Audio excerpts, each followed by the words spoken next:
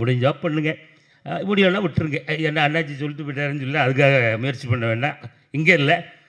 ஏன்னா அது மேடையில் வரும்போதே எல்லாருக்கும் வந்து நீங்கள் வந்து சால்வை போடுறீங்களே, இந்த சால்வையை வந்து ஏன் ஒரு ஒரு டவலாக மாற்றக்கூடாது?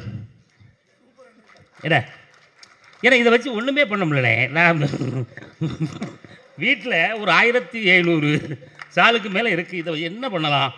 சரி, நான் ஒரு நாள் இந்த டிரைவர் தம்பி கூப்பிட்டு சொன்னேன், தம்பிங்க வாங்க, இந்த சாலை பூரா வண்டியில் ஏற்றுங்க, இந்த ரோட்டு ஓரமாக பாவம் குளிரில் இருக்கிறவங்ககிட்ட பூரா ஆளுக்கு ஒன்று கொடுப்போம் அப்படின்ட்டு நான் நின்ன உடனே, ஏன்னா நான் இப்போ இந்த வெள்ளம் அந்த டைம்லாம் சாப்பாடு கொடுத்தோம்னா நம்ம வண்டியை பார்த்தோம்னா டேய் சோறு வருது போல் இருக்கு அப்படின்னு சொல்லிட்டு டக்கு டக்குன்னு எல்லாம் அலர்ட் ஆகி எழுந்திரிச்சாங்க.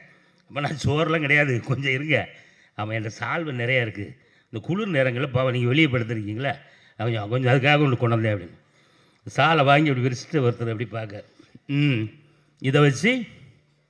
இதை வச்சிங்க அப்படி.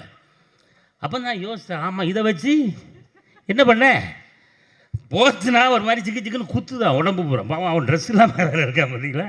அதனால இது யாருக்கும் கொடுக்கவும் முடியல, நம்ம வீட்டில் யாருக்கும் யூஸ் பண்ணவும் முடியல, ஆனால் பழைய விலைக்கும் போட முடியல.